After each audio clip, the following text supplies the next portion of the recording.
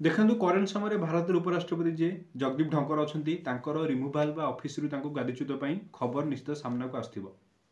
यह नहीं आपन मन निश्चित भाव में क्वेश्चन आसथबो कि सर सतरे कौन जे भारत उपराष्ट्रपति 14तम उपराष्ट्रपति जगदीप धनखड़ अछंती तांको ऑफिस रु गादीच्युत करा जिवो। तो यह नहीं आईन कोन प्रोविजन रही। नमस्कार मैं एडवोकेट सेनापति।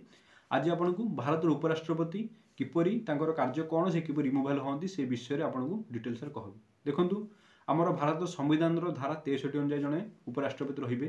जदि उपराष्ट्रपति निर्वाचन कथा कहि क्वालिफिकेशन कथा कहि से प्रथमतः जड़े भारतीय नागरिकता होते मिनिमम 35 वर्ष होती से कौन सरकारी चाकरी लिप्त नथिबे से सुस्थ मानसिकता एवं अदालत द्वारा देवालय घोषित होते ये सब क्राइटेरिया थिले आपण उपराष्ट्रपति होगापी इलिजिबल कैंडिडेट हेबे। यह व्यतीत जदि आपको इलेक्शन प्रणाली कहि एटा प्रेसिडेंट को इलेक्शन संगे सामान एटा गोटे सिंबल ट्रांसफरेबल भोट सिस्टम हुए। एथिरे आमर जो मेंबर ऑफ पार्लियामेंट रहिले both Lok Sabha Rajya Sabha along with various kind of state legislative assembly member जमती ओडिशा विधानसभा सेमान सब आपनकर भोट रे पार्टिसिपेट करिकि आपनको उपराष्ट्रपति को निर्वाचन करती। हाँ जदि कार्य कथा कहि प्रथमत उपराष्ट्रपति होती जहाँ आम राज्यसभा रहा तार एक्स ऑफिशियल चेयरमैन से राज्यसभा विभिन्न प्रकार बिल प्रायित विषय मीटिंग करती विभिन्न प्रकार डिबेट अध्यक्षतार होता है। आप देखिए निश्चय संसद टीवी राज्यसभा जो उपर बसता सी हूँ उपराष्ट्रपति व चेयरमैन।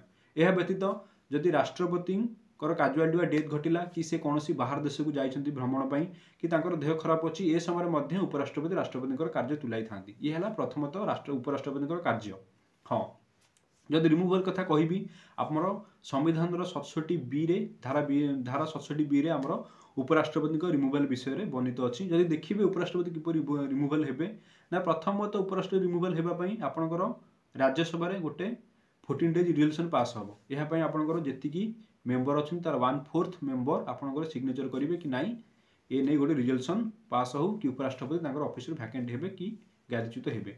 यहाँ है आपंकर जदि सिग्नेचर करके 1/4 मेंबर से पास कर राज्यसभा आमर भोटिंग गोटे हुए। भोटिंग रे कौन हम ना टोटाल राज्यसभा जी मेंबर रहिले तार इफेक्टिव मेजोरिटी माने जी मेंबर अच्छा धर आम करेन्टली 245 जी तार बै 2+1 ठीक अच्छे 123 जन जदि आपंकर एग्नेस्ट भोट दौरान कि उपराष्ट्रपति ऑफिस रिमूवल करा देन उपराष्ट्रपति से बिलटी बा जो आमर रहा भोटिंग से एक्सेप्टेंस हम तापर से लोकसभा को प्रेरित हम। हाँ लोकसभा कौन हम ना लोकसभा राज्यसभा जो भोट टी आपको प्रेरित कर लोकसभा तापर तर्जमा कर लोकसभा जब सिंपल मेजोरिटी पास है सिंपल मेजोरिटी कौन ना जी से दिन भोटिंग रे पार्टिसिपेट करेंगे बाउंड नुह कि आपंकर धर 543 जन अच्छा 543 जन पार्टिसिपेट करेंगे सेमती किसी ना जी मेंबर पार्टिसिपेट कले तार बै 2+1 आपंकर मेजोरिटी देखा जदि ये दुईटा होगी बिल प्रेरित हो जाऊँगी ताहले चेयरमैन बाजा आपंकर कहती उपराष्ट्रपति से ऑफिस रु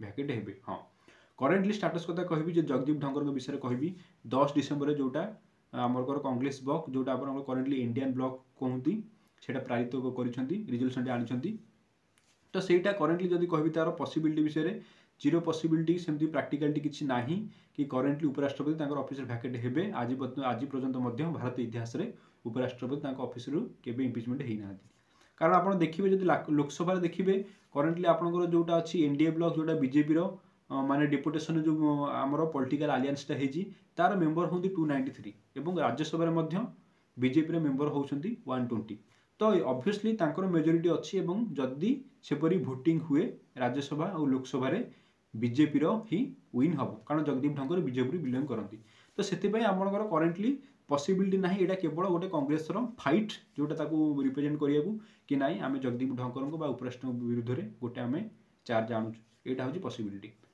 जदि आपको वीडियो भल लगी चैनल को सब्सक्राइब करूँ और वीडियो लाइक कर दिखाँ। धन्यवाद।